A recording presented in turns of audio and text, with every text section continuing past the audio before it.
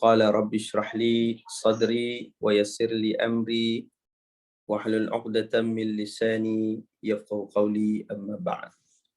سبحانك لا علم لنا إلا ما علمتنا إنك أنت العليم الحكيم. اللهم فقهنا في الدين وعلمنا التأويل. Alhamdulillah, summa alhamdulillah. Segala puji dan syukur kita rafakkan kehadrat Allah Subhanahu wa taala Rabbul Jalil atas segala nikmat. Kita ucapkan salawat dan salam ke atas baginda Nabi Muhammad sallallahu alaihi wasallam. Bagi Nabi, para sahabat, para tabi'in, tabi'in dan seterusnya semua yang mengikuti Nabi sehingga ke hari kiamat. Juga dikasihi yang dimuliakan kepada para alim ulama, tuan-tuan guru, para asatizah, sahabat fadilah, Ustaz Wali dan juga semua para asatizah daripada Masjid Al-Hasanah dan juga jemaah yang dikasihi serta yang dimuliakan oleh Allah Subhanahu wa taala. Jadi alhamdulillah dapat sama-sama kita berhimpun pada pagi yang barakah ini insya-Allah. Mudah-mudahan Allah Subhanahu wa taala sentiasa memberkati kepada kehidupan kita, memberikan kita perlindungan dan kebaikan insya-Allah, dijauhkan daripada segala bencana maupun wabak, terutamanya COVID-19 ataupun musibah yang lainnya. Dan kita doakan juga kepada saudara-saudara kita yang sekarang ni mungkin diuji dengan banjir dan juga musibah yang lainnya. Allahu Akbar. Semoga mereka diberikan kesabaran, ketabahan dan ketakwaan di sisi Allah Subhanahu wa taala, sehingga mudah-mudahan dikurniakan daripada kesabaran itu hasanah yang besar dan digantikan yang kehilangan itu dengan sesuatu yang lebih baik insya-Allah. Amin ya rabbal alamin. Dan juga kita berdoa kepada Allah Taala juga semoga Allah Taala sentiasa mengurniakan bagi diri kita taufik dan hidayah yang berpanjangan dalam kehidupan kita. Semoga kita beroleh kebaikan, rahmatnya dalam kehidupan kita di dunia bahkan di akhirat kelak insya-Allah. Amin ya rabbal alamin. Para jemaah dikasihi dan dimuliakan Allah Ta'ala, kita sudah pun sampai kepada penghujung, iaitulah bulan yang penuh keberkatan, bulan Rajab, dan insya-Allah kita akan menyusul dan masuk ke dalam bulan yang disebut sebagai bulan Sya'ban. Dan kemudian insya-Allah mudah-mudahan Allah merezekikan kita untuk memasuki bulan yang sangat-sangat ditunggu-tunggu, iaitulah bulan Ramadan. Dan kita berdoa juga semoga Allah Ta'ala mengurniakan kita kesempatan, umur dan kesihatan sehingga kita dapat melaksanakan ibadah puasa dan amal soleh di dalam bulan yang penuh kebaikan itu, bulan Ramadan Karim insya-Allah. Amin ya rabbal alamin. Maka jemaah sekalian dirahmati dan dimuliakan Allah Ta'ala, pada sesi tadabbur pada pagi ini saya ingin mengajak jemaah sekalian untuk sama-sama kita mentadabburi satu ayat Quran, yang mana ayat ini adalah ayat yang orang Jawa kata special. Special ayat ni. Pasal apa?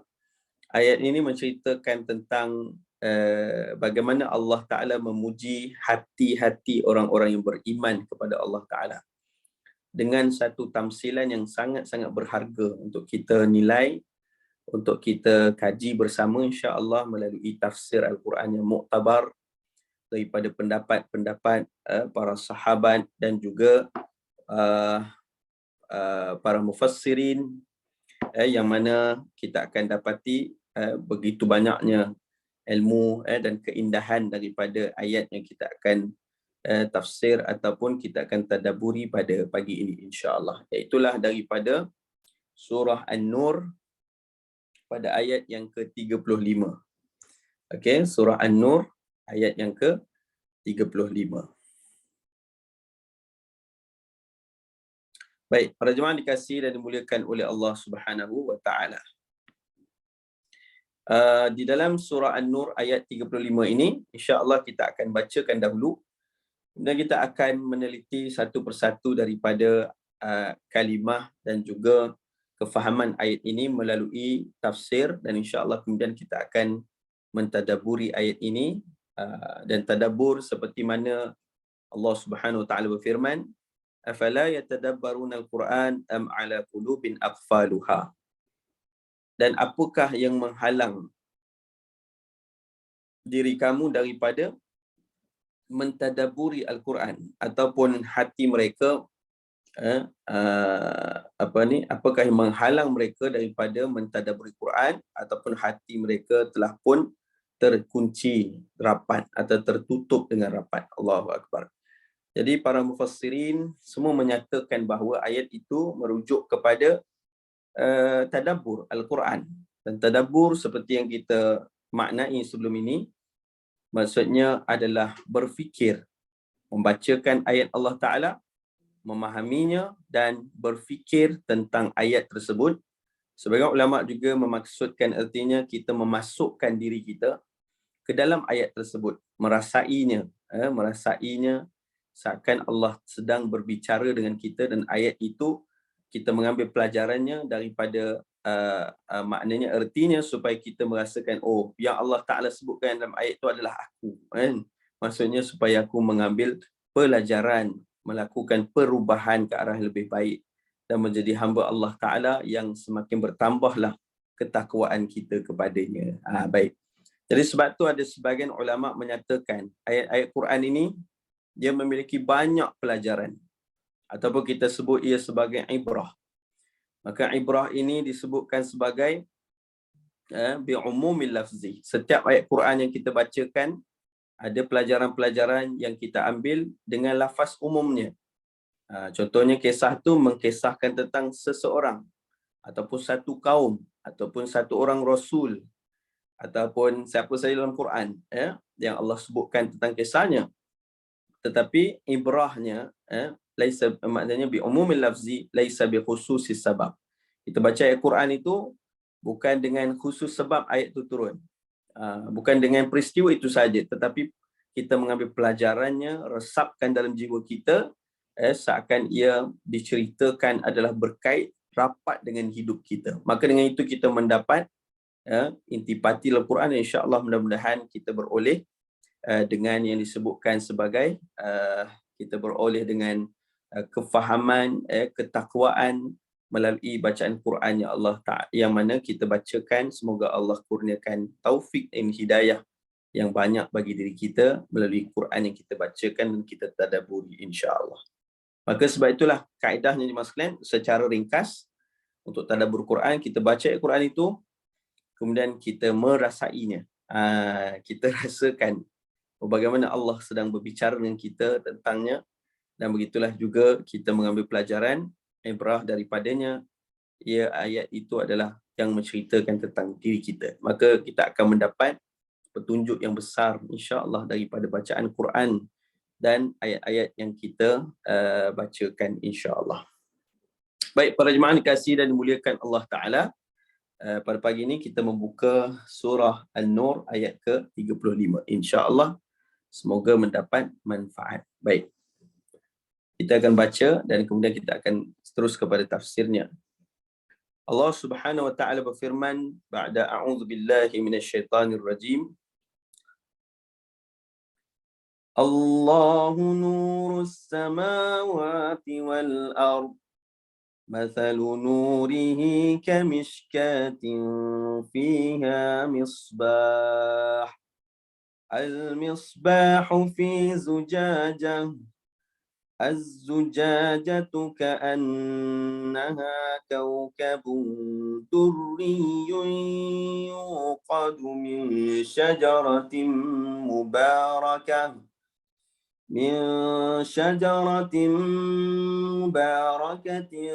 زيتونة لا شرقية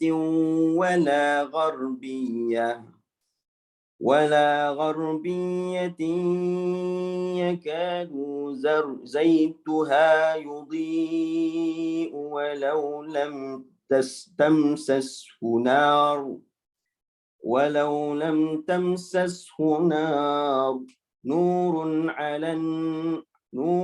على نور يهدي الله لنوره من يشاء ويضرب الله الأمثال للناس wallahu bikulli syai'in alim.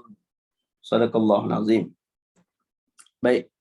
Dalam ayat ini Allah Subhanahu wa taala berfirman, Allahu nurus samawati wal ard.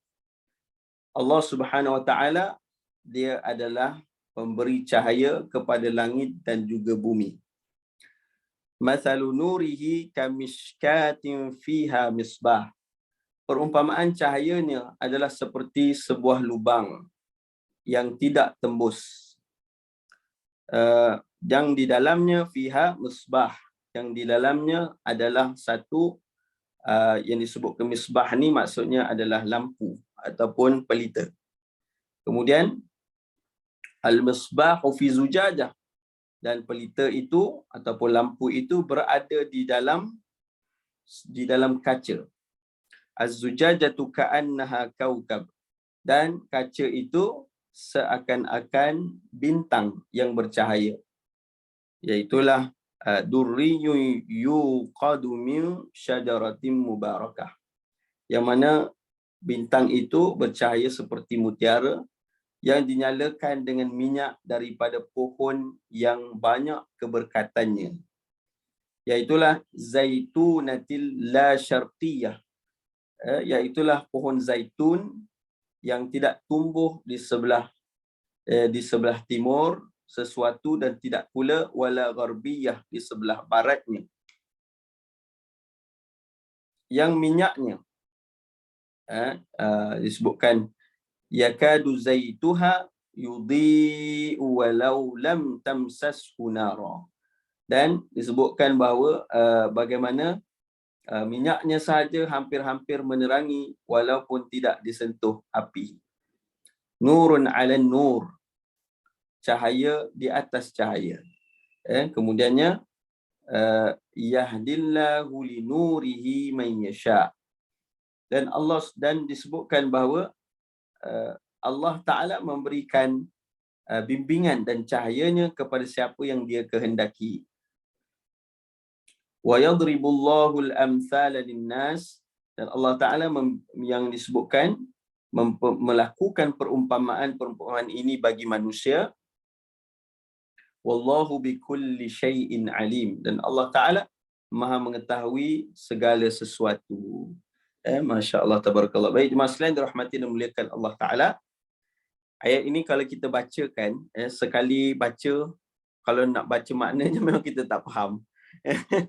Kita akan jadi macam sedikit keliru bagaimana nak kaitkan dengan apa yang diertikan sebenarnya di dalam ayat ini.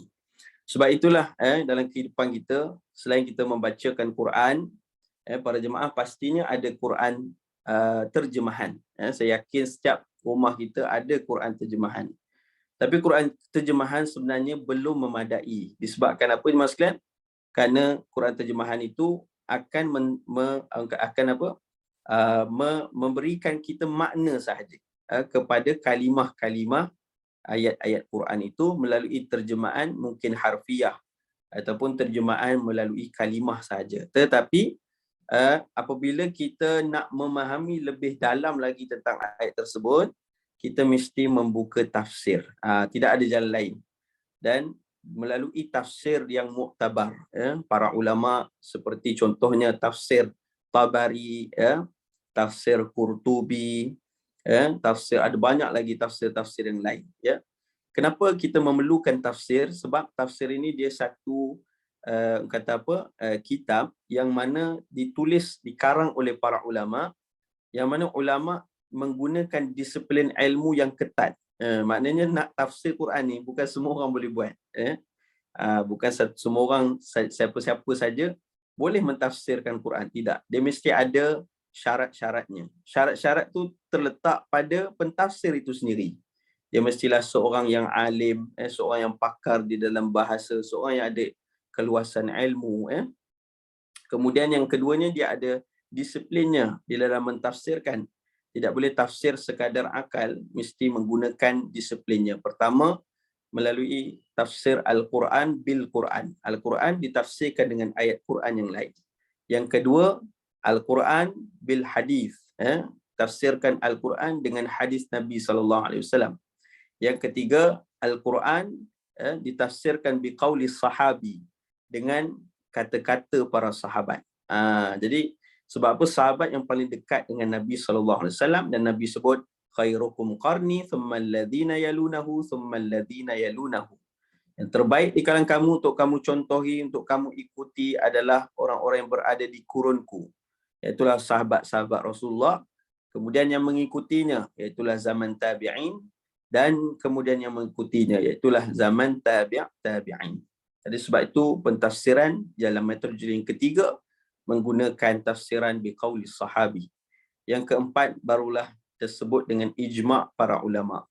Barulah bagaimana kalau tak ada dalam Quran, tak ada dalam hadis, tak ada dalam qaulus sahabi, maka ulama akan berijtihad dan akan melakukan perbincangan, dan di situ ada ijma'nya dari manakah maksud yang sebenar yang diertikan daripada Al-Quran. Kenapa? Sebab ia diperlukan supaya kita dapat memahami ayat itu dengan lebih lanjut, dan kefahaman kita selari dengan Allah Ta'ala yang menurunkan ayat-ayat tersebut. Baik. Jadi ala kulli hal jemaah dikasihi dan dimuliakan oleh Allah Ta'ala, kita meneruskan pada ayat yang kita bacakan tadi. Allah Ta'ala berfirman, yang disebutkan Allahu nurus samawati wal ardh. Disebutkan daripada Abdullah ibn Abbas radhiyallahu anhuma, Allahu nurus samawati wal ardh, maksudnya Allah Ta'ala lah, iaitulah pemberi cahaya kepada seluruh langit dan bumi. Kata Abdullah bin Abbas, maksud Allahu nurus samawati wal ardh, iaitulah Allah memberikan cahaya itu dimaksudkan sebagai petunjuk. Nampak jemaah sekalian. Jadi cahaya, nur dalam ayat ini, macam itulah juga surah ini dinamakan surah An-Nur. Cahaya itu diertikan sebagai petunjuk daripada Allah Subhanahu wa Ta'ala. Ya, cahaya itu adalah petunjuk daripada Allah Subhanahu wa Ta'ala. Bagi siapa? Bagi seluruh penduduk di langit dan juga di bumi. Maka berkata juga para ulama yang lain seperti Ibnu Juraij, Mujahid, dan juga Abdullah ibn Abbas. Abdullah ibn Abbas ni siapa jemaah sekalian? Dia adalah saudara Nabi SAW. Dia adalah Abdullah, anak kepada Sayyidina Abbas bin Abdul Muttalib. Iaitulah salah seorang pakcik Nabi yang beriman kepada Allah Subhanahu wa Ta'ala. Jadi Abbas ni anaknya Abdullah. Abdullah ni dia adalah sahabat Rasulullah merangkap saudara Nabi SAW. Macam tu juga Sayyidina Ali. Sayyidina Ali adalah bin maknanya apa? Abu Talib, kan? Abu Talib bin Abdul Muttalib. Maksudnya apa? Dia adalah saudara Nabi SAW. Macam tu juga Abdullah. Tapi istimewanya Abdullah bin Abbas radhiyallahu anhuma, masa dia kecil, Nabi SAW pernah doakan khusus kepada dia. Nabi sentuh dia, kemudian Nabi doa, Allahumma faqihhu fid din wa 'allimhu ta'wil. Dalam hadis sahih, Nabi doa pada Abdullah bin Abbas, ya Allah, berikanlah dia kefaqihan, kefahaman dalam agama, dan berikanlah dia iaitu wa 'allimhu, berikanlah dia pengetahuan untuk mentakwil, memahami ayat-ayat Allah Subhanahu wa Ta'ala. Maksudnya sebab itulah kita akan jumpa banyak nama Abdullah bin Abbas dalam mana-mana tafsir Quran. Sebutlah mana-mana tafsir pun, kita akan jumpa nama Abdullah ibn Abbas. Kerana pendapat dia banyak menjadi rujukan, bukan hanya di zaman sekarang ni, di zaman setelahnya itu, bahkan zaman Rasulullah SAW, di antara para sahabat pun, ya, mereka merujuk kepada pendapat Abdullah ibn Abbas radhiyallahu anhu. Sebelum saya pergi lanjut, saya nak cerita sikit ya, masuk channel lain sekejap. Dalam satu contoh, satu ketika Abdullah bin Abbas masih kecil lagi. Masa tu telah berlaku, telah turunnya satu ayat Quran. Yang mana ayat itu adalah daripada surah An-Nasr. Idza jaa nasrullahi wal fath. Jadi sebagian berpendapat bahawa surah itu dia turun ketika selepas Fathu Mekah. Ada yang kata sebelum Fathu Mekah, tapi ada yang kata ketika Fathu Mekah. Maksudnya ketika pembukaan kota Mekah, di akhir-akhir maknanya apa, umur baginda Nabi SAW. Baik, ketika ayat itu turun, ya, maka setelah mana ayat itu baru turun, maka satu ketika ni sahabat-sahabat ahli Badar, ahli Badar ni mereka telah berperang ketika perang Badar Al-Kubra tahun kedua Hijriah. Mereka berkumpul, ramainya orang tua lah, orang-orang dah berusia. Jadi ketika mereka berkumpul ni macam reunion lah, reunion alumni Badar, kan. Jadi masa tu ramai orang dah dewasa. Tiba-tiba Sayyidina Umar Al-Khattab radhiyallahu anhu membawa Abdullah bin Abbas yang usianya masih kecil. Ya, usia Abdullah bin Abbas tu masih kecil lagi. Jadi ketika dia bawa Abdullah bin Abbas, masa tu sahabat lain semua tanya, kenapa bawa budak ni? Kalau boleh bawa budak, kita orang pun nak bawa anak-anak kita orang. Tapi kata Umar, ini adalah sahabat yang luar biasa. Dia didoakan oleh Nabi SAW. Maka setelah berbincang-bincang, akhirnya keluarlah satu soalan. Tertanyalah mereka, sesama mereka, apakah yang kamu fahami daripada surah An-Nasr yang turun itu? Maka ada sahabat sebut, idza jaa nasrullahi wal fath wa ra'aitan nasa yadkhuluna fi dinillahi afwaja. Maksudnya apa? Allah Ta'ala sebut, apabila telah datangnya pertolongan Allah Ta'ala, wal fath, dan pembukaan kepada Mekah itu, dan kamu akan melihat waraitan nas yadkhuluna fi dinillahi afwaja, kamu akan melihat orang masuk Islam ini secara beramai-ramai. Bukan macam dulu lagi seorang, dua orang, tapi sekarang ni satu kaum, dua kaum, tiga kaum macam tu masuk, ramai-ramai masuk. Jadi ada sahabat mengatakan ini berarti Islam sudah pun sekarang ni disampaikan dan akan ramai akan terima Islam. Itulah kemenangan bagi Islam. Ada sahabat cakap sebut. Ada sebab pula sahabat yang mentafsirkan, sahabat menyatakan idza jaa nasrullahi wal fath wa ra'aitan nas yadkhuluna fi dinillahi afwaja fasabbih bihamdi rabbika wastaghfir. Maknanya Islam dah berada kemenangan, maka kita disuruh mengingati Allah Taala dengan bertasbih, ya, dengan bertahmid, memuji Allah Taala dan sebagainya. Ya,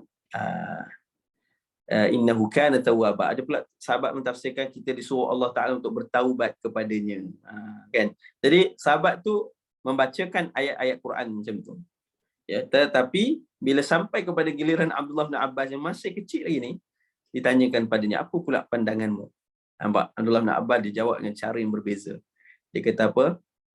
Ayat Quran ini, surah An-Nasr turun, ya, ia memang benar, ia menunjukkan tentang kemenangan kepada Islam. Tetapi hakikatnya ia menunjukkan tentang bahawa Rasulullah sallallahu alaihi wasallam telah pun tiba masanya. Masya-Allah. Dan dia disebutkan apa? Kerana tugasannya sudah pun selesai. Masa tu menangis sahabat-sahabat lain, ya. Dan Umar kata, apa yang kau rasa tu adalah sama seperti apa yang aku rasakan. Allahu Akbar. Ya, sahabat-sahabat yang terpilih yang luar biasa jemaah sekalian. Dia kata apa? Dia kata kerana penurunan surah An-Nasr menunjukkan pertolongan Allah, kemenangan Islam, maka tidak akan lama lagi Nabi SAW akan meninggalkan kita. Kerana tugasannya sudah pun selesai. Ya, jadi itulah yang dimaknai oleh Abdullah bin Abbas, dan akhirnya dia memang benar setelah beberapa tempoh, beberapa bulan dinyatakan Nabi SAW pun wafat. Jemaah sekalian. Jadi inilah antara kisah ataupun keistimewaan Abdullah bin Abbas, yang mana merupakan seorang sahabat yang luar biasa. Bukan hanya dia memiliki akal yang begitu tajam, tapi dia memiliki kemampuan mentakwil Quran yang begitu tinggi dengan ketepatan seperti yang dikehendaki oleh Allah dan Rasulullah SAW. Kena menjadi rujukan. Baik. Maka Abdullah bin Abbas menyatakan bahawa nur yang Allah sebutkan dalam ayat ini adalah petunjuk hidayah daripada Allah Ta'ala. Hidayah dan taufik. Ya, petunjuk daripada Allah SWT yang Allah berikan di langit dan juga di bumi. Baik. Kemudian kata Abdullah bin Abbas juga, iaitulah Allah SWT, Allahu nurus samawati wal ardh, bermaksud Allah mengatur urusan di langit, di bumi, dan mengaturkan seluruh yang ada, iaitulah bintang-bintang, matahari, bulan dan seluruhnya. Baik, jadi ini tafsiran kepada Abdullah ibn Abbas. Pertama, Allahu nur samawati wal ard, bermaksud Allah yang memberi petunjuk kepada sekalian alam semesta di langit dan juga di bumi. Maka petunjuk bagi yang keduanya, petunjuk bagi keadaan di langit itu adalah aturan-aturannya, seperti perjalanan bintang, perjalanan bumi yang mengelilingi matahari, peredaran bulan yang mengelilingi bumi, dan begitulah seterusnya. Artinya urusan-urusan aturan-aturan tersebut adalah di antara taufik ataupun hidayah yang Allah Ta'ala berikan. Sebab tu dalam Quran jemaah sekalian, Allah Ta'ala sebut dalam surah Luqman juga, yulijul layla fin nahar wa yulijun nahara fil lail wa sakhkhara asy-syamsa wal qamar kullun yajri ila ajalin musamma. Dalam muka surat yang terakhir dalam surah Luqman, pada bahagian atas sekali Allah sebut, dan perubahan masuknya antara malam ke siang, siang dan malam, antaranya itu ataupun sebaliknya, artinya siang dan malam itu bertukar. Antaranya sebab Allah Ta'ala mendudukkan asy-syams wal qamar, Allah mendudukkan matahari dan mendudukkan bulan. Maka berlakunya peraturan kullu yajri ila ajali musamma. Semuanya, matahari, bulan, bintang, maka semuanya makhluknya di langit itu yajri, sedang beredar dengan kelajuan, sedang berlari. Kalau yajri bagi orang manusia maksudnya berlari. Kullu yajri ila ajali musamma, semuanya beredar pada jalan telah ditentukan oleh Allah SWT. Bagaimana bintang, bumi, bulan semua beredar dengan kedudukan ditentukan ataupun dipanggil sebagai orbit? Kerana mendapat nur, petunjuk daripada Allah Subhanahu wa Ta'ala. Ialah perintah daripada Allah Ta'ala. Jadi itulah di antara yang Allah Ta'ala sebut, dan Allah menyatakan ma khalaqallahu illa bil haqq. Maknanya tidak Allah Ta'ala menjadikan sesuatu itu melainkan adanya gunanya yang sebenar, adanya sebabnya yang sebenar. Maka peraturan di alam semesta ini Allah Ta'ala telah letakkan dengan sebabnya yang telah pun ditentukan dengan kebijaksanaan Allah Ta'ala. Kenapa bumi mengelilingi matahari dengan tempoh 365 1/4 hari? Maka untuk menjadikan ia satu takwim, dan begitu juga bulan yang mengelilingi bumi, kita mendapat tahu takwim seperti kalender, masa kehidupan kita, dan itulah yang menjadi satu contoh, satu petunjuk kepada kita, li ta'lamu adadas sinina wal hisab. Dalam surah Yunus ayat 5, Allah Ta'ala sebut Allah menentukan peredaran bumi mengelilingi matahari, bulan mengelilingi bumi adalah untuk kita mengetahui bilangan tahun-tahun kehidupan kita dan juga perkiraan-perkiraan yang lain. Maka itulah di antara tafsiran ulama berkaitan dengan nur as-samawati wal ard. Maka yang ketiganya, nur, yakni petunjuk Allah Ta'ala kepada di bumi adalah aturan-aturannya di bumi, dan begitulah juga petunjuk yang Allah berikan kepada kita manusia, iaitulah melalui Al-Quran dan juga melalui pengutusan baginda Nabi Muhammad sallallahu alaihi wasallam. Maka itulah yang dinyatakan para ulama. Baik, itu yang pertama. Mathalu nurihi kamishkatin fiha misbah. Baik. Sebelum kita pergi kepada situ,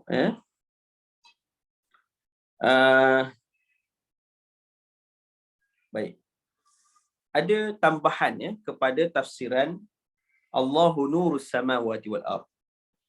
Iaitulah Anas bin Malik radhiyallahu anhu. Anas bin Malik radhiyallahu anhu menyatakan, sesungguhnya Allah Ta'ala berfirman, yang disebutkan Allahu nurus samawati wal ard itu juga bererti sebagai petunjuk sebagaimana dinyatakan oleh Abdullah bin Abbas, dan mereka menyatakan iaitulah yang disebutkan masalu nurihi, okey, perumpamaan cahayanya, iaitulah apa dia? Maksudnya ialah petunjuk yang datang daripada Al-Quran. Dan juga petunjuk yang datang melalui apa yang diajarkan oleh baginda Nabi Muhammad sallallahu alaihi wasallam. Maka itu disebutkan sebagai nur. Baik. Allah Subhanahu wa taala kemudiannya berfirman,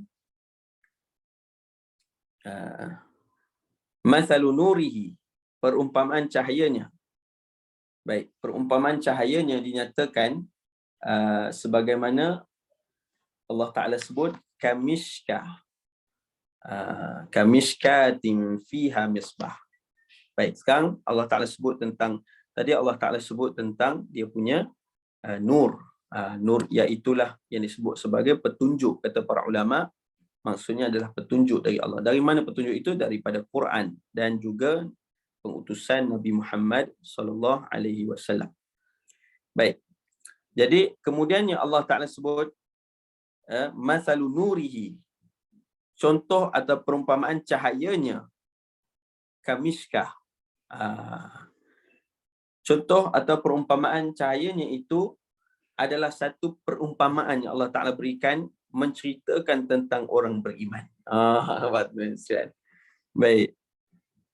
Iaitulah sebagian mufassirin antaranya Imam Ibn Katsir menyatakan Allah Ta'ala menyebutkan ia bermaksud kemurnian hati seorang mukmin dengan satu pelita yang dibuat daripada kaca, maknanya apa? Yang penutupnya adalah kaca yang nipis dan berkilat, yang menyamakan hidayah Al-Quran dan syariat yang dibawa Nabi SAW, yang dimintanya untuk melaksanakannya.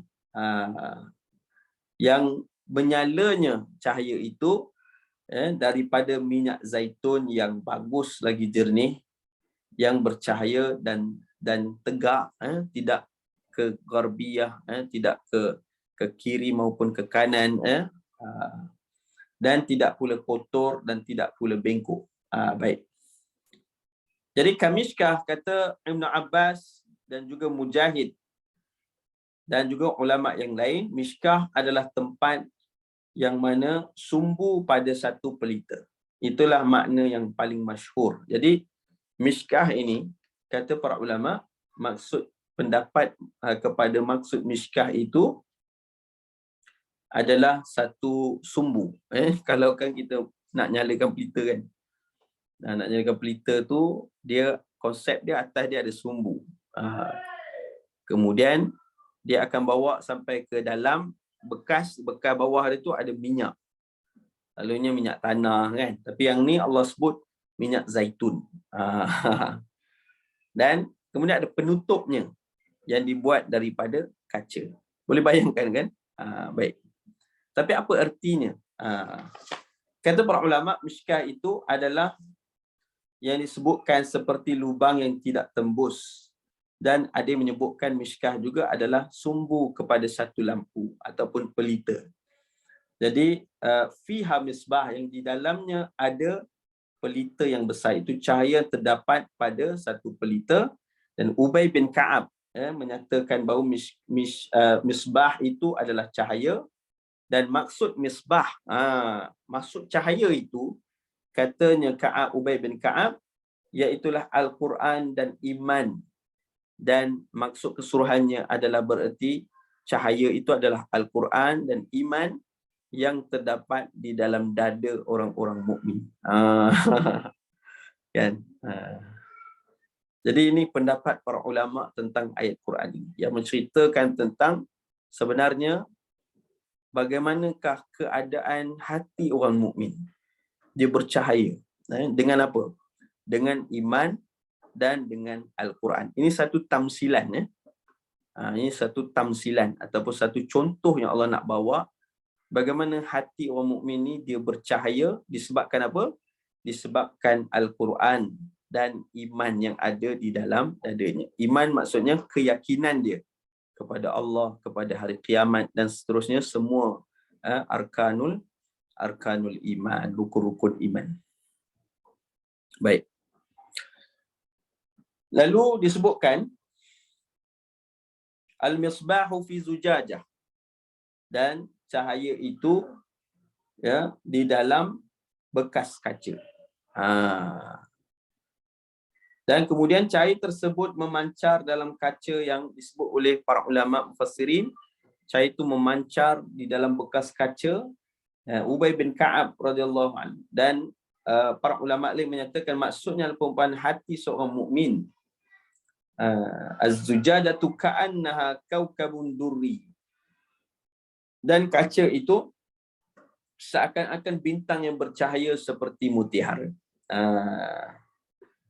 Jadi disebutkan bagaimana keadaan hati orang beriman yang berada dalam hatinya itu bercahaya. Bukan hanya cahaya disebabkan Quran dan imannya, ditambah lagi dengan hatinya yang murni. Hatinya yang murni, yang bersih.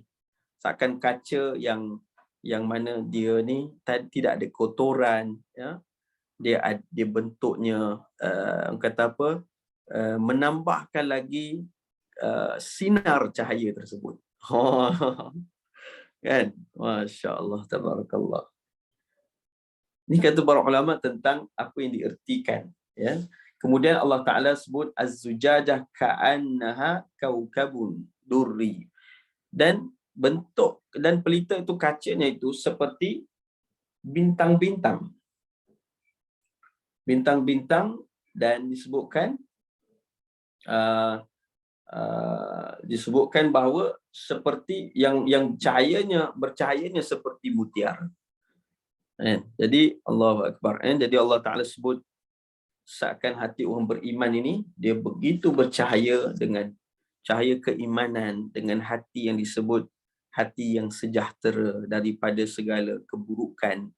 Cahayanya tu sepertilah bintang di langit. Baik. Bintang ni dia ada banyak jemaah sekalian, berbilion-bilion bintang. Antara bintang yang terdekat dengan kita adalah matahari. Bintang yang terdekat dengan kita adalah matahari. Maka matahari itu saja, kalau kita nak renung dia, kita nak tenung dia pada waktu tengah hari, kita akan jadi apa? Kita akan jadi sakit. Yang disebabkan matahari itu dia memiliki cahaya yang sangat-sangat kuat. Matahari ini kalau kita kaji dari sudut saintifik, dia diciptakan dan apakah bahan asasnya adalah helium dan hidrogen, gas yang mana memudahkan ia terbakar dan ia sentiasa membakar. Masya Allah, tabarakallah. Dan daripada situlah kita mendapat cahaya, mendapat haba dan sebagainya. Jadi itu pun terlalu panas, terlalu panas sehingga panasnya melampaui puluhan ribu darjah Celsius. Sangat-sangat panas.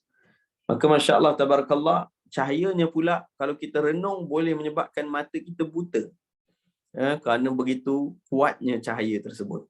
Jadi bayangkanlah tuan-tuan jemaah sekalian, Allah Ta'ala sebut hati orang yang ada iman dan ada Quran, cahayanya sepertilah perumpamaannya seperti bintang-bintang yang seperti juga mutiara yang bercahaya. Allahu Akbar. Makna sangat kuat, tetapi dalam masa yang sama ia sangat lembut. Hatinya begitu. Masya Allah, tabarakallah. Baik. Lalu Allah berfirman, yuqadu min syajaratin mubarakah. Baik. Jadi Allah Ta'ala sebut tentang ini, yuqadu min syajaratin mubarakatin zaitunah. Jadi Allah Ta'ala sebut pula, macam mana cahaya tu boleh muncul? Kan? Cahaya tu penutupnya Allah cerita. Kemudian Allah balik kepada apakah asas yang menjadikan cahaya tu sentiasa menerangi. Allah menyatakan yuqadu min syajaratin mubarakah. Ia dinyalakan daripada minyak, daripada pohon yang penuh keberkatan. Iaitulah berasal daripada minyak zaitun. Yang mana pohon yang penuh keberkatan iaitulah pohon zaitun. Kan? Jadi katanya dalam ayat ini maksudnya adalah satu pelita yang dinyalakan dengan minyak yang suci, bukan kata suci lah, dia bersih, dia barakah, pokok yang penuh keberkatan. Dalam kalimah kedudukan kata zaitunatin ialah badal ataupun ataf bayan. Jadi firman Allah Ta'ala la syarqiyatin wala gharbiyah, iaitulah Allah Ta'ala sebut nyalanya pelita itu dengan minyak yang daripada pohon yang barakah, iaitulah pohon zaitun, dan ia tidak, pokok tu pula dia perfect. Dia tidak sengit ke timur dan tidak pula sengit ke barat. Dia tidak tumbuh ke satu hala yang ke kanan atau ke kiri, tapi ia tumbuh menegak. Jadi tempat tumbuhnya bukan di sebelah timur dan tidak terkena sinar matahari di awal siang, dan bukan pula di sebelah barat sehingga tertutup bayangannya sebelum matahari terbenam. Ini kata Imam Ibn Kathir. Namun terletaknya di tengah, terus disinari matahari sejak pagi sampailah ke petang, sehingga minyak dihasilkan itu sangat jernih, dan ia minyaknya itu sendiri pun, kata Allah Ta'ala, sudah pun bercahaya. Macam mana tu jemaah sekalian? Subhanallah. Baik. Kata Ubay bin Ka'ab, radhiyallahu anhu, seorang sahabat Nabi yang juga seorang mufassirin yang banyak mentafsirkan ayat-ayat Allah Ta'ala. Dia menyatakan bahawa zaitunatin la syarqiyatin wala gharbiyah. Sekarang kita pergi kepada pendapat ulama, apakah yang dimaksudkan dengan firman Allah Ta'ala ni? Baik. Beliau berkata, iaitulah pokok zaitun yang dia sangat hijau dan segar dan tidak terkena sinaran matahari. Keadaannya sangat-sangat baik.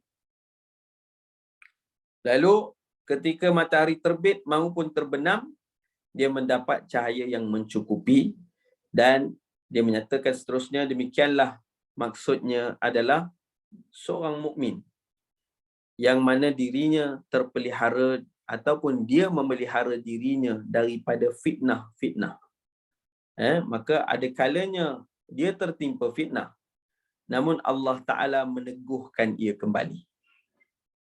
Ya, dan ia selalu berada dalam 4 keadaan, iaitulah jika berkata ia jujur, jika menghukum ia berlaku adil, jika diberi cubaan dia bersabar, dan jika diberikan nikmat maka dia bersyukur. Ni dia. Masya Allah. Jadi kata kepada Ubay bin Ka'ab, maksud kepada pohon zaitun tadi, pohon zaitun yang mana ia tegak dan tidak sengit ke timur maupun ke barat, adalah dia menegak, tumbuhnya begitu kukuh, menegak, dan kemudian dia mendapat dia hijau, dia dalam keadaan sangat-sangat, kata apa, sangat segar. Semua tu disebabkan oleh keadaan pokok tu sendiri. Jadi orang beriman, kata Ubay bin Ka'ab, adalah seperti itu, yang mana hatinya bercahaya itu disebabkan dirinya mempunyai kekuatan, sifat-sifat yang hebat, sehingga dia menyatakan seperti orang mukmin yang mana ada kalanya dia tertimpa dengan fitnah. Fitnah maksudnya ujian, ya. Jadi sesuatu yang menguji dia, tetapi Allah Ta'ala meneguhkan dia, dan dia selalu berada dalam 4 keadaan. Jadi sebenarnya ayat Quran ni, tuan-tuan dan sekalian, Allah Ta'ala nak beritahu macam mana nak buat supaya hati kita jadi seperti hati yang Allah sebut dalam ayat ni. Hati yang bercahaya, hati yang dipuji oleh Allah Ta'ala. Jadi kata Ubay bin Ka'ab, kita mesti berada dalam 4 keadaan. Orang beriman seperti pohon yang teguh, pohon syajaratah, disebutkan syajaratul zaitun, yang la syarqiyatin wala gharbiyah, pohon zaitun yang tidak ke kiri maupun ke kanan. Maka iaitulah pertamanya, dia sentiasa jujur di dalam berkata-kata, sentiasa adil ketika berhukum, tak kiralah kepada anak-anak ke, kepada sesiapa ke, sesuatu yang dibuat tu adil, begitu. Dan seterusnya, sentiasa bersabar dengan cubaan yang diberikan atau ujian yang telah diberikan kepadanya. Dan yang keempat ialah sentiasa bersyukur dengan nikmat yang dikurniakan Allah Ta'ala kepada dirinya. Itulah yang disebutkan sebagai tamsilan kepada ayat tadi. Baik, seterusnya.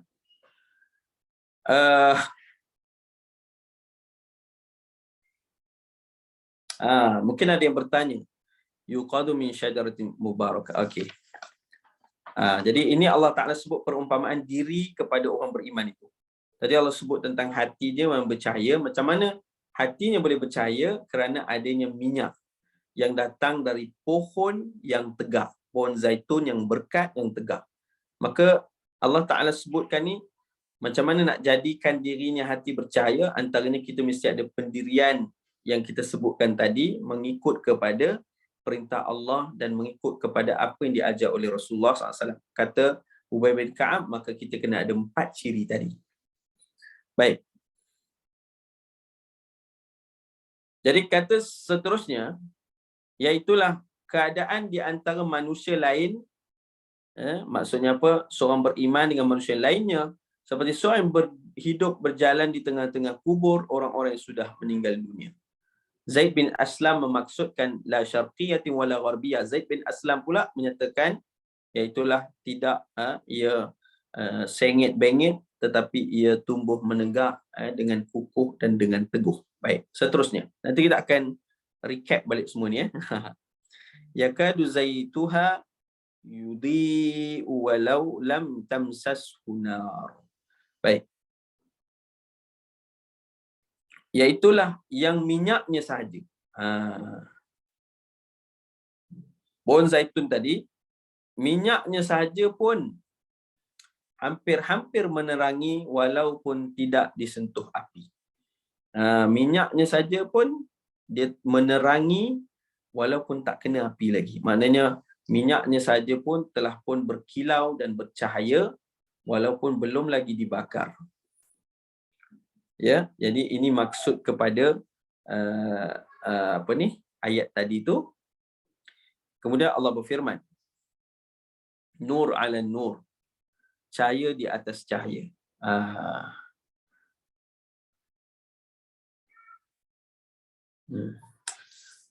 Jadi disebutkan dalam hal ini, cahaya di atas cahaya ini, nur ala nur.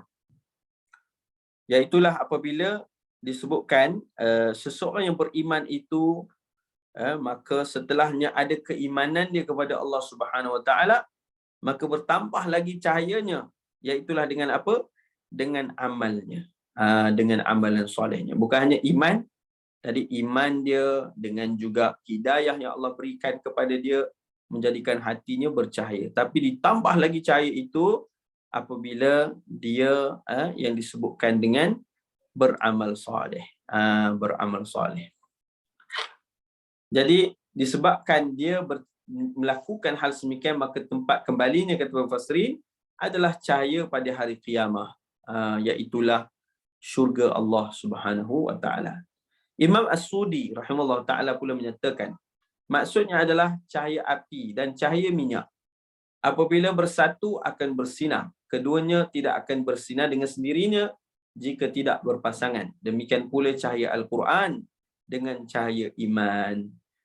Jadi mufassirin ada beberapa pendapat. Ada yang sebut pertama, hidayah dengan amal soleh. Nur ala nur, cahaya di atas cahaya.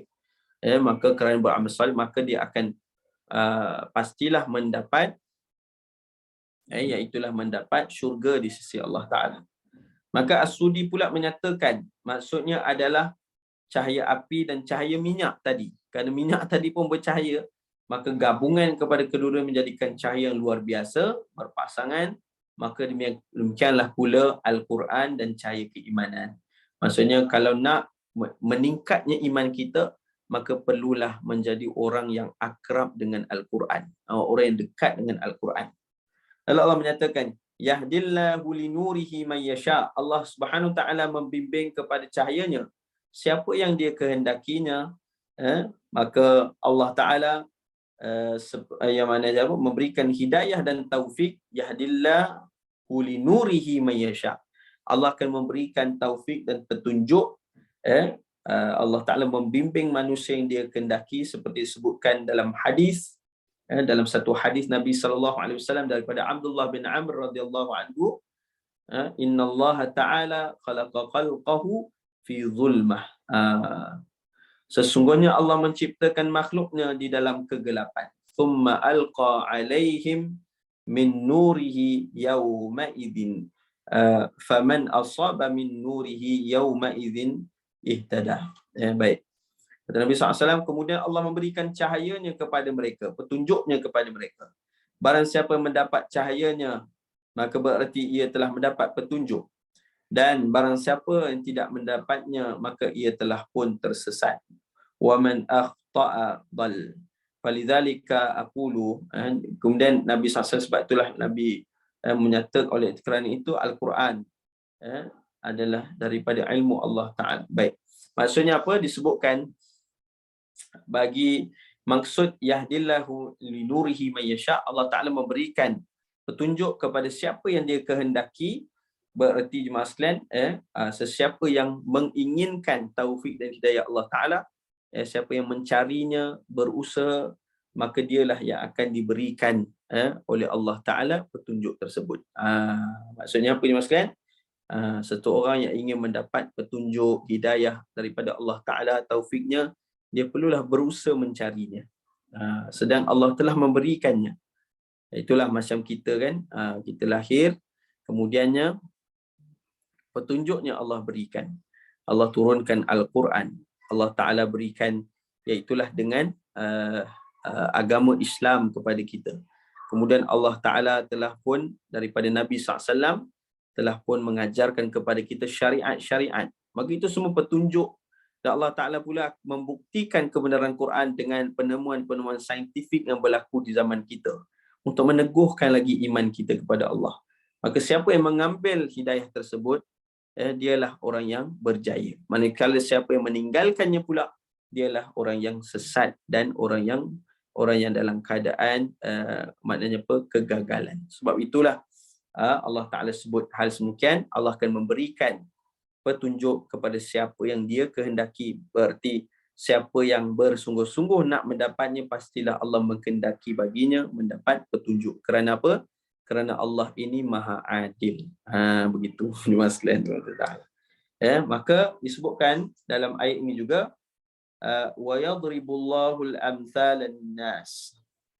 Allah memberi perumpamaan sebegini bagi manusia.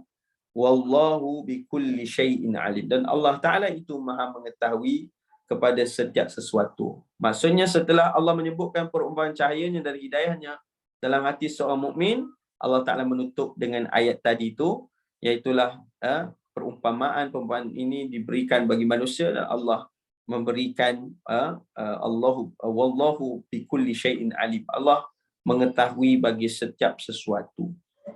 Maka jemaah sekalian dirahmati dan dimuliakan oleh Allah Ta'ala. Kesimpulan kan, sebelum kita pergi lebih lanjut tentang ayat ini, saya ringkaskan. Sebab tadi tu dia dipanjangkan sebab kita nak tahu secara penerangannya. Baik. Sekarang kita ringkaskan. Dalam ayat Quran tadi, Allah Ta'ala sebut tentang cahayanya. Iaitulah petunjuk, kata para ulama. Jumhur menyatakan cahayanya Allah Ta'ala, itulah petunjuk Allah Subhanahu Wa Ta'ala yang berada di langit, bahkan di bumi. Yang melibatkan juga kepada diri kita, iaitulah insan hamba Allah Subhanahu Wa Ta'ala, dan kita dijadikan oleh Allah Subhanahu Wa Ta'ala dengan dua sebab. Pertama, untuk menjadi hamba Allah Ta'ala. Wa ma khalaqtul jinna wal ins illa liya'budun. Tidak kami jadikan jin dan manusia melainkan untuk beribadah kepada Allah Subhanahu Wa Ta'ala, untuk jadi hamba Allah Ta'ala. Jadi kita hidup untuk menjadi hamba. Ini yang pertama. Yang kedua, kita dihidupkan inni ja'ilun fil ardi khalifah. Dalam surah Al-Baqarah ayat ke-30, kita dijadikan untuk menjadi khalifah. Sebab itu kita, walaupun hamba Allah Ta'ala, Allah equip kita dengan banyak nikmat.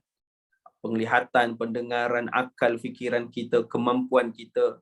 Allah berikan tangan, kaki, sehingga kita boleh buat macam-macam perkara untuk mentadbir dunia ini dengan perintah-perintah dan keredaan Allah Subhanahu Wa Ta'ala. Kita menjadi khalifah.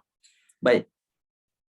Maka Allah Ta'ala menceritakan pada diri kita ini, terdapat sesuatu yang sangat penting untuk kita jaga. Apakah dia? Iaitulah hati kita. Jadi, untuk menjadi seorang mukmin yang beriman, seorang hamba Allah Ta'ala yang diradai, seorang khalifah Allah Ta'ala yang Allah Ta'ala sayangi, cintai, kita mesti menjaga hati kita. Dan hati kita ni merupakan tempat jatuh banyak pandangan Allah Subhanahu Wa Taala. Sebab itu Nabi SAW dalam satu hadis menyatakan, ya, wallahu la yanzuru ila ajsamikum wala ila suwarikum. Ya, inna Allah la yanzuru ila ajsamikum wala ila suwarikum. Kama qala Nabi SAW. Allah Taala ni dia tidak pandang kita daripada jasad kita, daripada keadaan tubuh badan kita, warna kulit kita, bangsa. Tidak lihat juga kepada harta kita. Allah tidak juga melihat kepada keadaan diri kita secara luaran. Walakin yanzuru, tetapi kata Nabi SAW, Allah memandang kepada ila qulubikum. Allah memandang kepada hati-hati kamu. Artinya jemaah sekalian, Allah tak pandang keadaan luaran kita, harta kita, kenderaan kita, rumah kita, pangkat kita, rupa paras kita. Semua tu bukan pandangan Allah. Tetapi apa yang Allah pandang, ila qulubikum, adalah hati kamu. Sebab tu kata para ulama, kita hidup di dunia, apa yang Allah nikmatkan kepada kita, kita kena sentiasa positif. Kita ada kenderaan, hati kita yang kita kena jaga ketika menaiki kenderaan tersebut. Maksudnya untuk apa kita gunakannya, kenderaan yang kita beli untuk apa, hati kita kena jelas tentang hal tersebut. Maka supaya kita menjadi hamba dan khalifah yang benar, supaya kita menggunakan nikmat-nikmat yang Allah bagi dengan betul dan dengan keadaan yang diredai oleh Allah Subhanahu Taala, maka sebab itulah Allah Taala melihat kepada hati kita. Sebab tu Nabi SAW sebut dalam satu hadis lain, pada diri kita ni ada seketul daging, kata Nabi SAW. Iza salahat salaha jasadu kullu. Kalau hati, kalau daging itu baik, maka baiklah semuanya. Iza fasadat fasada jasadu kullu. Kalau ia tak elok, maka buruklah semuanya. Maknanya kalau baiknya benda ni, maka baiklah percakapan kita, perbuatan kita, baiklah apa saja pada diri kita, semuanya baik. Tetapi kalau tak eloknya benda tu, maka buruklah semuanya sekali. Bahkan ibadah pun boleh jadi buruk disebabkan benda itu tak elok. Apakah benda itu? Kata Nabi, ala wahiyal qalb. Ketahuilah bahawa itu adalah hati. Contohnya, orang yang solat, tetapi hatinya menunjuk-nunjuk untuk solat. Solat tu bukan dia buat kerana dia nak solat kerana jalankan perintah Allah. Tapi solatnya untuk menunjuk-nunjukkan yang dia ni orang yang ibadah. Lalu Allah Ta'ala menghina orang yang solat sebegini. Lepas tu turunnya surah Al-Ma'un. Ara'aita alladhi yukadzibu biddin, fadhalika alladhi yadu'ul yatim, wa la yahuddu ala ta'amil miskin, fawailul lil musallin. Maka satu kehinaan, maknanya apa? Penghinaan kepada orang yang solat. Alladzina hum an salatihim sahun. Iaitulah mereka ketika salat mereka lalai terhadapnya. Walladzina hum yura'un. Dan mereka yang menunjuk-nunjukkan. Artinya solat itu untuk ditayangkan kepada manusia. Itu pun menjadi satu kehinaan yang Allah sebut dalam Quran. Disebabkan apa? Disebabkan hati yang rosak. Maka hati inilah satu benda yang sangat penting untuk kita jaga. Hati ini satu tempat yang sangat-sangat penting untuk kita jaga. Maka Allah Ta'ala bagi kita satu ujian kepada orang yang menjaga hatinya dengan baik. Menjaga hati dengan baik. Iaitulah dengan ayat tadi. Allah sebut keadaan orang-orang yang beriman yang menjaga hatinya. Jaga hati daripada sifat-sifat mazmumah. Jaga hati daripada kesombongan. Jaga hati daripada penyakit hasad. Jaga hati daripada riak. Jaga hati daripada yang disebutkan dengan takabbur dan sebagainya. Maka Masya Allah tabarakallah, orang yang jaga hatinya, dia adalah orang yang dipuji Allah Ta'ala dalam Quran, bahkan dalam ayat tadi. Orang beriman, hatinya, kata Allah Ta'ala, seperti satu cahaya di dalam satu bekas yang adanya padanya sumbu, dan di atas sumbu itu menyalanya cahaya, dan ia ditutup dengan bekas kaca yang sangat jernih, yang berkilau, seperti bintang yang bergemerlapan di langit dan seperti mutiara, dan ia dinyalaan kepada api itu adalah daripada sumber iaitulah minyak daripada pohon yang teguh, yang mana tidak ke kanan dan tidak ke kiri, dan minyak itu saja kalau belum pun dibakar ia telah pun bercahaya. Nur ala nur, cahaya di atas cahaya. Dan Allah memberikan petunjuk kepada siapa yang dikehendaki. Baik, maaf sekalian. Kan? Jadi Allah Ta'ala sebut dalam ayat ini, maksudnya apa? Hati orang-orang yang beriman ni, dia adalah hati yang bercahaya kalau dia jaga apa dia? Dia jaga Quran dalam hidup dia. Sebab tu kata para ulama tadi, ya, yang disebutkan dengan cahaya tadi adalah hati orang beriman yang memiliki Quran dan padanya terdapat iman yang kuat. Maka bertambah-tambah lagi cahaya itu bila bertambah dengan amalan soleh. Dan bertambah-tambahkan lagi kebaikan itu apabila asasnya dijaga dengan betul, iaitulah Quran dan apa yang dibawa oleh Nabi Muhammad SAW. Hati orang beriman ni bercahaya bila dia jaga Quran, dia jaga apa yang dibawa oleh Nabi Muhammad SAW dengan penuh kesungguhan.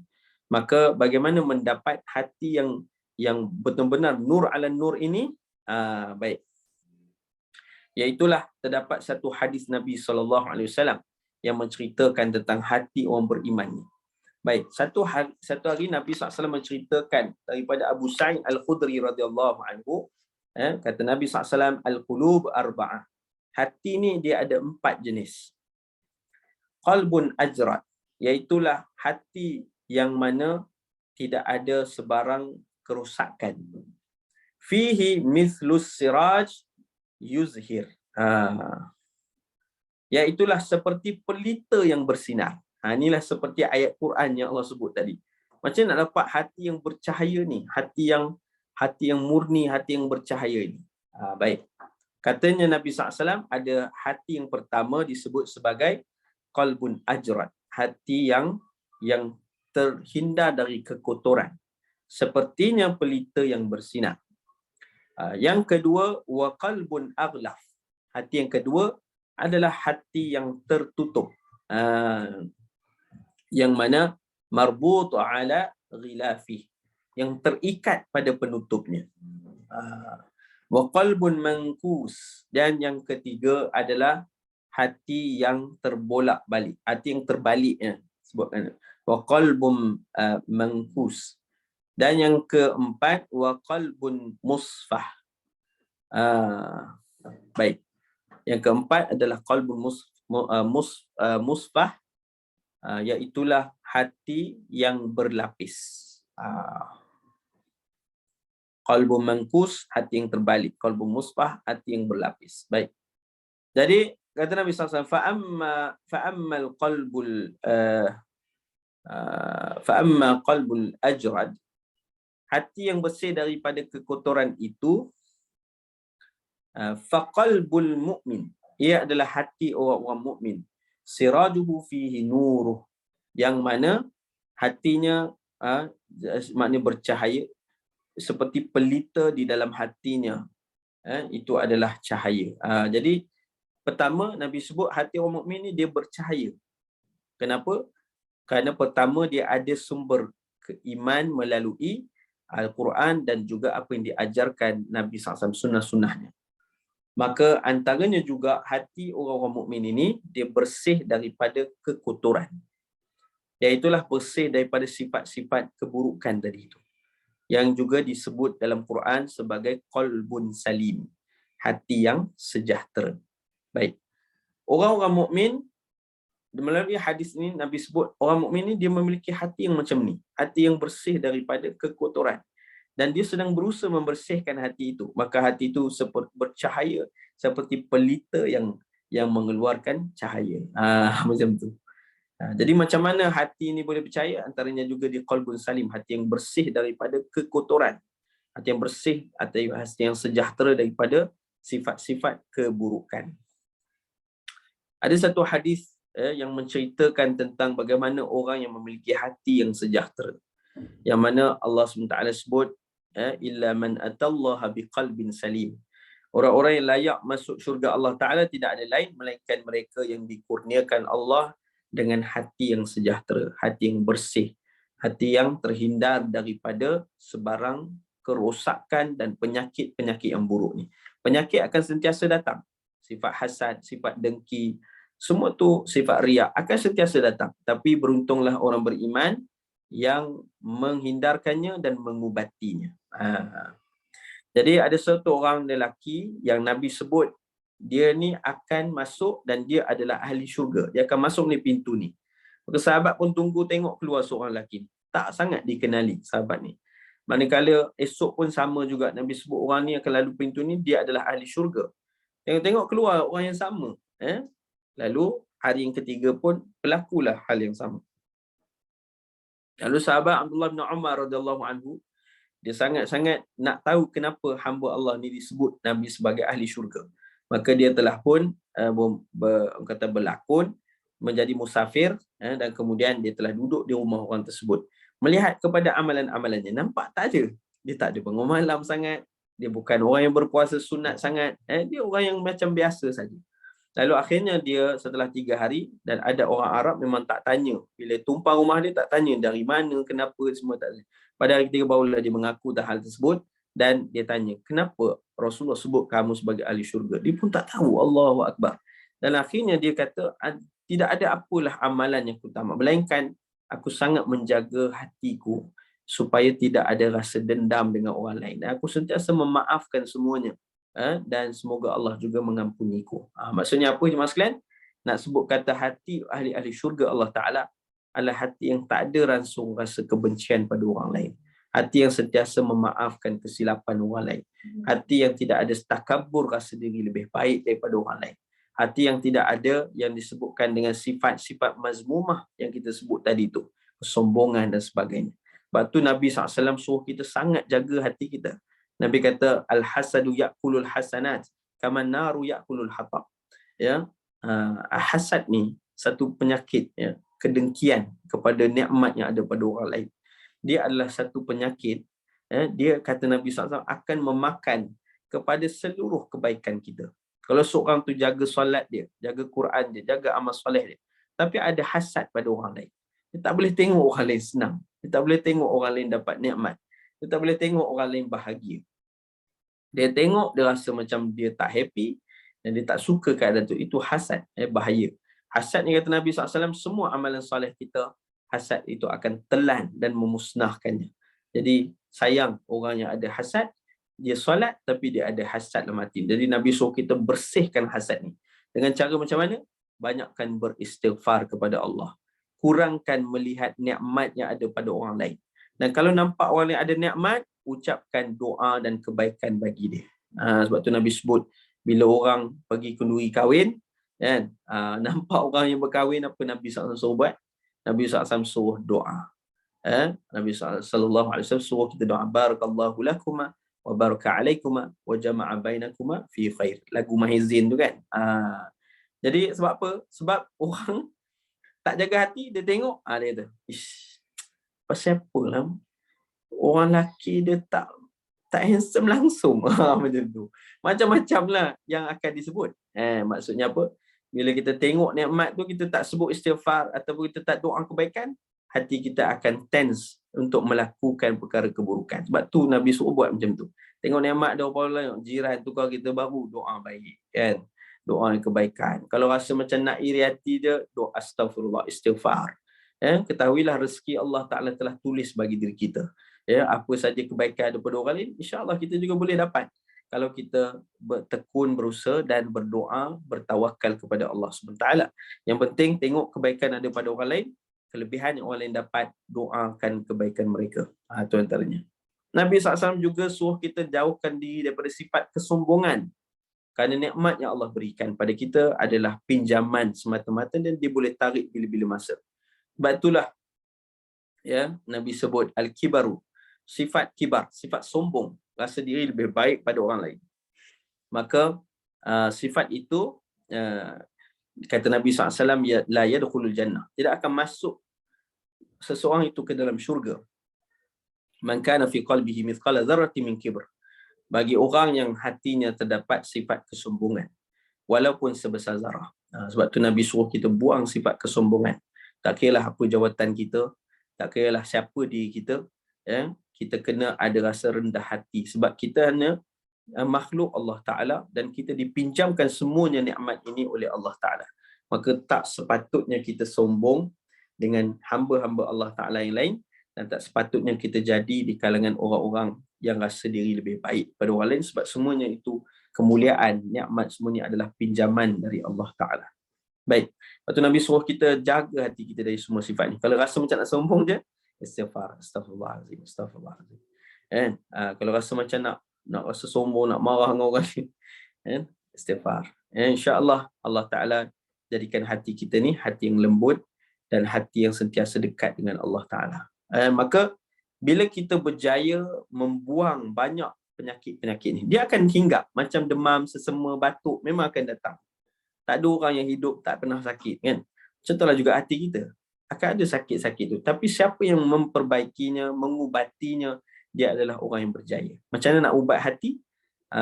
Ubat hati, antara pesan ulama' tu, pernah dengar tak lagu Tombok Hati?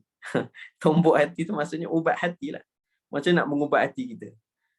Sebut istighfar, selalu datang rumah Allah, masjid, selalu hadir ke majlis ilmu, berkawan dengan orang-orang soleh. Tu antaranya. Banyakkan masa dengan Al-Quran. Banyakkan ibadah dan betulkan niat kerana Allah. Banyak kaedah-kaedahnya banyak. Antaranya banyak sebut istighfar pun satu benda yang sangat baik. Jadi itulah antara cara-caranya. Yang kita boleh lakukan adalah perbanyakkan majlis ilmu dalam hidup kita. Kurangkan banyaknya larah ataupun benda yang melekakan. Kerana banyaknya benda melekakan akan mengeraskan hati. Bila keras hati, susah nak dibentuk dengan kebaikan. Dan susah nak melakukan amal soleh disebabkan hati yang keras menyebabkan kita rasa malas dan berat melakukan amalan soleh. Baik, masalah rahmati dan muliakan Allah Ta'ala. Sebab itulah pentingnya kepada hati yang dijaga. Maka inilah Nabi sebut hati yang pertama milik orang beriman, namanya qalbun ajrad. Kita semua nak hati yang macam ni, hati yang bersih dan hati yang seperti mithlus siraj yuzhir, iaitulah seperti pelita yang bercahaya, bersinar. Jadi itu hati orang beriman yang kita nak capai dalam kehidupan kita. Hati yang sejahtera, hati yang dibentuk dengan Quran dan apa yang diajar Nabi SAW. Nak dapat apa yang diajar Nabi SAW, nak dapat kemampuan kita, kedekatan kita dengan Quran, kita mesti pilih sahabat-sahabat, kita mesti berusaha cari majlis ilmu. Itulah antara usaha-usaha yang kita boleh lakukan, insyaAllah. Baik, yang kedua, apakah dia? Qalbun aghlaf. Qalbun aghlaf, kata Nabi SAW, adalah hati yang disebut sebagai faqalbul kafir, hati orang-orang kafir. Hati yang tertutup ni adalah hati orang kafir. Iaitulah tertutup daripada kebenaran. Sebab tu kafir maksudnya tutup. Jadi apa yang ditutup? Ditutup kebenaran yang dibawa Nabi Muhammad SAW. Jadi siapa saja menolak kebenaran yang dibawa oleh Nabi, dia telah jatuh kepada kafir. Contohnya seorang yang tak nak solat fardu. Dia tanya pada dia, kenapa tak nak solat? Dia kata, saya malas. Tapi tahu tak benda ni wajib? Ya, memang wajib agama, tapi saya malas nak sembahyang. Orang ni, dia masih lagi beriman, tetapi dia dosa. Kerana tak buat benda yang diwajibkan oleh Allah. Tapi orang yang kedua, tanya dia, kenapa tak sembahyang? Alah, solat ni bukannya wajib, buat apa nak ikut perintah Allah, tak payah sembahyang. Ini benda yang menolak sesuatu yang telah jelas dalam agama, jelas dibawa oleh Rasulullah, jelas ada dalam rukun iman, rukun Islam kita. maka menolak salah satunya menjadikan orang tu boleh jatuh kepada kekufuran. Sebab tu penting pada ilmu dan penting kepada menjaga tutur kata dan perbuatan kita. Maka hati yang tertutup adalah hati orang yang kufur pada Allah Ta'ala. Wa qalbul kafir, orang yang kafir kepada Allah Subhanahu Wa Ta'ala, yang memang menolak kepada apa yang dibawa oleh Nabi SAW dan apa yang datang daripada agama, bahkan datang daripada Allah Subhanahu Wa Ta'ala. Baik. Wa ammal qalbul mankus, dan manakala hati yang terbalik pula. Fa qalbul munafik, ia adalah hati orang-orang munafik. Kenapa? Baik. Iaitulah arafa thumma ankar. Dia tahu tetapi dia ingkar. Hati orang munafik. Orang munafik ni macam mana dimaksudkan? Orang munafik tak ada pada awal dakwah Nabi SAW. Tak ada orang munafik. 13 tahun yang pertama dalam dakwah Nabi di Mekah, tak ada orang munafik. Bila Nabi sampai Madinah, baru ada orang munafik. Kenapa? Sebab masa tu umat Islam dah mendapat kemenangan. Iaitulah masa Perang Badar Al-Kubra, berlakunya kemenangan umat Islam. Maka masa tu orang-orang yang kafir ni, yang mereka tak beriman, mereka semua nak mendapatkan harta rampasan perang. Kan ada kelebihan bagi orang beriman kan? Maka dia ni pun masuk Islam. Tapi dalam hatinya masih kafir, masih tak beriman pada Allah, menolak Nabi SAW. Tapi luarannya ikut. Luarannya semayang, luarannya bahkan solat di belakang Nabi SAW. Tapi di belakang-belakang Rasulullah SAW, mereka menghina Nabi, menghina sahabat, menghina apa yang dibawa dalam agama, bahkan mencari jalan dengan melakukan plan-plan, perancangan-perancangan buruk untuk merosakkan perjuangan Nabi SAW. Dan ini kita lihat bagaimana berlakunya ketika perang Uhud. Ketika perang Uhud, ada lebih kurang 300 orang yang mengikuti kepada Abdullah bin Ubay bin Salul, bukan bapa munafik di Madinah. Ketika itu dia berpatah balik daripada peperangan. Itulah yang di antara yang diceritakan dalam sirah. Namun Nabi SAW tak pernah mengucapkan kekufuran kepada sahabat-sahabatnya di kalangan orang-orang munafik di zamannya. Nabi tak pernah sebut mereka ni kafir dan sebagainya. Bahkan Nabi beri peluang supaya mereka kembali kepada Allah Subhanahu Wa Ta'ala. Ini orang munafik. Dia adalah ujian bagi orang beriman yang akan sentiasa ada sampailah kepada penghujung masa di dunia ini. Lepas tu Nabi sebut adanya hati orang yang mana terbalik hatinya, dia adalah hati orang-orang yang munafik. Rupa parasnya, perawakannya seperti orang beriman. Tapi hakikatnya dia sedang merancang dalam jiwanya, dalam hatinya, tak beriman, dia sedang merancang untuk merosakkan Islam. Na'udzubillah min dzalik. Yang terakhir, wa ammal qalbul musfah, dan hati musfah. Hati musfah ni adalah hati yang berlapis-lapis. Iaitulah kata Nabi SAW, fihi imanu wa nifaq. Adanya iman dan adanya kemunafikan. Adanya sifat munafik. Famathalul imanu fihi kamathalil baqlah. Iman yang ada pada dia, iaitulah katanya sepertinya satu tanaman yang disirami oleh air. Yamuddu halma at-tayyib, lalu diserami dengan air yang segar. Wa mathalun nifaq, dan penyakit ataupun sifat nifaq dalam hatinya, fihi kamathalil qurhah yamudduha al-qayh wad-dam. Manakala sifat munafik pula dalam hatinya itu seperti bisul yang diserami oleh darah dan nanah. Fa'ayul maddatain ghalabat 'alal ukhra ghalabat 'alaihi. Maka mana-mana satu yang lebih dominan, lebih banyak, lebih besar, maka itulah yang akan menguasai hatinya. Jadi maksudnya apa jemaah sekalian? Walaupun disebut hadis tadi, tapi sebagai ulama menyatakan hadis ni adalah hadis yang dhaif, tapi boleh kita ambil manfaat daripadanya berdasarkan daripada apa yang disebutkan tadi. Maka disebutkan bahawa hati orang-orang yang munafik ini, hati-hati orang yang berlapis, maksudnya apa? Itulah hati yang ada kedua sifat. Satu sifat iman, satu hatinya ada keimanan, dan kedua ada sifat kemunafikan. dia bukan munafik tadi. Munafik tadi dia memang dah jatuh pada kekufuran. Tapi dia ni orang yang beriman, cuma dia masih ada sifat kemunafikan. Sebab tu Nabi SAW suruh kita tinggal sifat kemunafikan. Dalam satu hadis yang lain Nabi sebut apa? Nabi kata supaya kita ini meninggalkan sifat kemunafikan. Apa kata Nabi? Ayatul munafiq salatah. Ada 3 tanda-tanda orang-orang munafik. Artinya ada ni dipanggil munafik sifat. Kalau tadi itu dipanggil munafik i'tiqad. Memang hatinya tak beriman, tapi rupanya seperti orang beriman. Manakala munafik sifat adalah dia beriman, cumanya sifat tu masih ada dalam dirinya yang Nabi SAW sebenarnya suruh kita tinggalkan sifat-sifat ini. Apakah sifat itu? Yang suruh kita tinggal semua sifat ini. Iaitu yang pertama, idza haddatsa kadzabah. Bila dia bercakap, dia berbohong. Nabi suruh kita tinggal perbuatan ni. Walaupun dalam keadaan senda gurau. Jangan berbohong.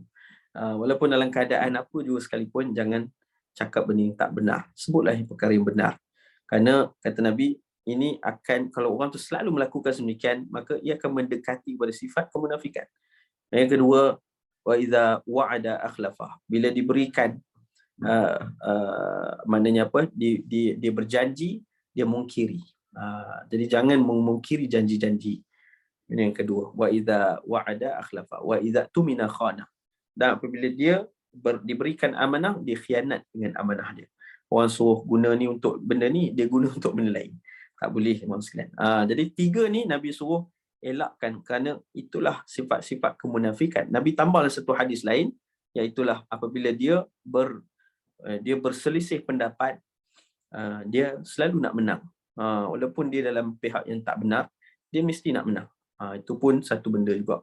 Sedangkan orang yang beriman, Nabi SAW sebut, antara orang yang mendapat mahligai dalam syurga adalah mereka yang bila mana mereka ini bergaduh mulut, mereka meninggalkannya walaupun dalam keadaan muhiqqan, walaupun mereka dalam keadaan orang yang benar.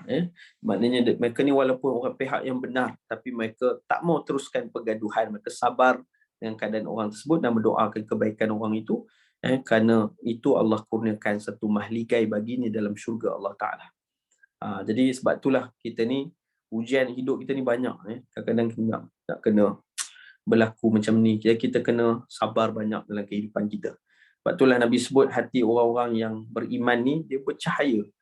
Sehingga kan walaupun dia diuji dengan banyak mihnah, ujian, tapi dia sabar dengan ujian tersebut.